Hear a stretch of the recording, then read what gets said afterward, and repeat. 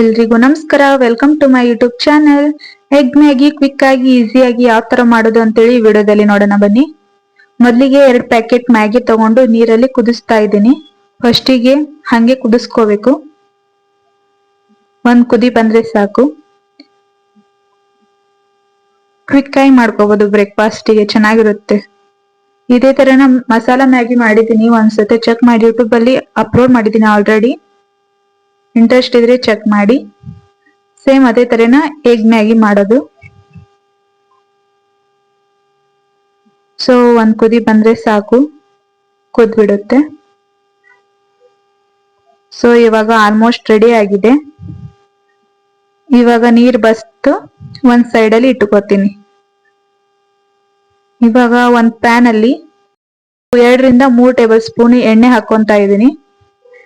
So ಎಣ್ಣೆ ಕಾದ್ಮೇಲೆ ಒಗ್ಗರಣೆ ಕೊಟ್ಕೋಬೇಕು. So ಎಣ್ಣೆ ಕಾದಿದೆ, ಇದಕ್ಕೆ ಸ್ವಲ್ಪ ಸಾಸಿವೆ, ಸ್ವಲ್ಪ ಜೀರಿಗೆ ಮತ್ತೆ ಸ್ವಲ್ಪ ಕರಿಬೇವು ಹಾಕಿ ಚಟಪಟ ಅನ್ನಿಸ್ತೀನಿ. ಇದಾದ್ಮೇಲೆ ಕಟ್ ಮಾಡ್ಕೊಂಡಿರೋ ಒಂದು ಅರ್ಧ ಈರುಳ್ಳಿ ಮತ್ತೆ 4 ಹಸಿಮೆಣಸಿನಕಾಯಿ ಹಾಕೊಂಡು ಚೆನ್ನಾಗಿ ಫ್ರೈ ಮಾಡ್ಕೊಂತ ಇದ್ದೀನಿ. ಸ್ವಲ್ಪ ಈರುಳ್ಳಿ ಕಲರ್ ಚೇಂಜ್ ಆಗ್ಬೇಕು, ಅಲ್ಲಿ ಮಟ್ಟ ಚೆನ್ನಾಗಿ ಫ್ರೈ ಮಾಡ್ಕೋಬೇಕು. ಎಷ್ಟು ಚೆನ್ನಾಗಿ ಎಣ್ಣೆಯಲ್ಲಿ ಫ್ರೈ ಮಾಡ್ಕೊಂತೀವಿ ಅಷ್ಟು ಚೆನ್ನಾಗಿ ರುಚಿ ಬರುತ್ತೆ. ಸ್ವಲ್ಪ ಕಲರ್ ಚೇಂಜ್ ಆದ್ರೆ ಸಾಕು ಈರುಳ್ಳಿದು, ಅಲ್ಲಿ ಮಟ್ಟ ಚೆನ್ನಾಗಿ ಫ್ರೈ ಮಾಡ್ಕೋಬೇಕು.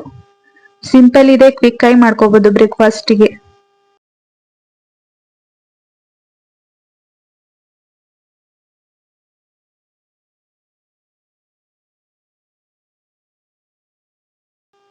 ಸೊ ಕಲರ್ ಚೇಂಜ್ ಆಗ್ತಾ ಇದೆ, ನೋಡ್ಬೋದು.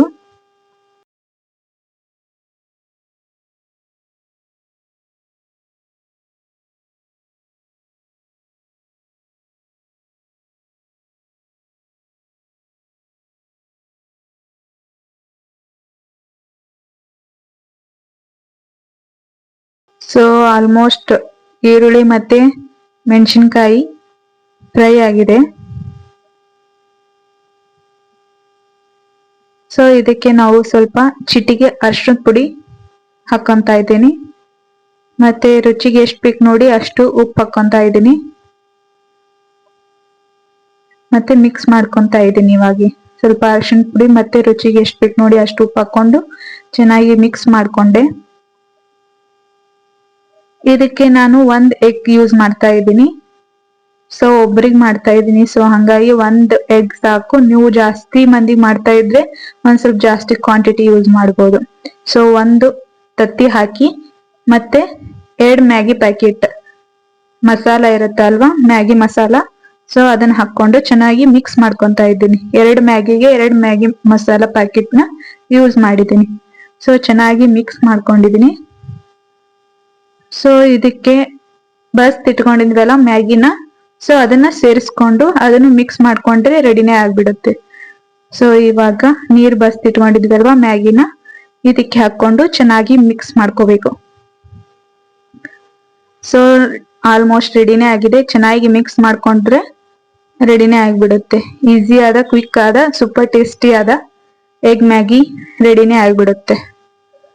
ಸೊ ಚೆನ್ನಾಗಿ ಮಿಕ್ಸ್ ಮಾಡ್ಕೋಬೇಕು, ಎಲ್ಲಾ ಕಡೆ ಮಸಾಲ ಹರಡ್ಬೇಕು.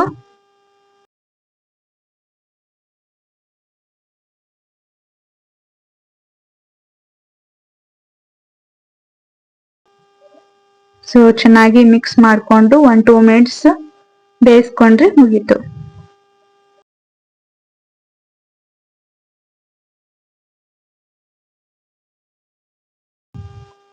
ಸೊ ಇವಾಗ ರೆಡಿ ಆಗಿದೆ. ಒಂದು ಪ್ಲೇಟ್ ಮುಚ್ಚಿ ಗ್ಯಾಸ್ ಆಫ್ ಮಾಡಿದ್ರೆ ರೆಡಿ. ಸೊ ನೋಡ್ಬೋದು, ಸೂಪರ್ ಟೇಸ್ಟಿ ಆದ ಎಗ್ ಮ್ಯಾಗಿ ಸವಿಯಲು ಸಿದ್ಧ. ಈ ವಿಡಿಯೋ ನಿಮ್ಗೆ ಇಷ್ಟ ಆಗಿದ್ರೆ ಪ್ಲೀಸ್ ಒಂದು ಲೈಕ್ ಕೊಡಿ, ಹಾಗೆ ನನ್ನ ಚಾನಲ್ ನ ಸಬ್ಸ್ಕ್ರೈಬ್ ಮಾಡ್ಕೊಂಡು ಸಪೋರ್ಟ್ ಮಾಡಿ. Thank you. ನೆಕ್ಸ್ಟ್ ರೆಸಿಪಿಯೊಂದಿಗೆ ಮತ್ತೆ ಸಿಗ್ತೀನಿ. Take care.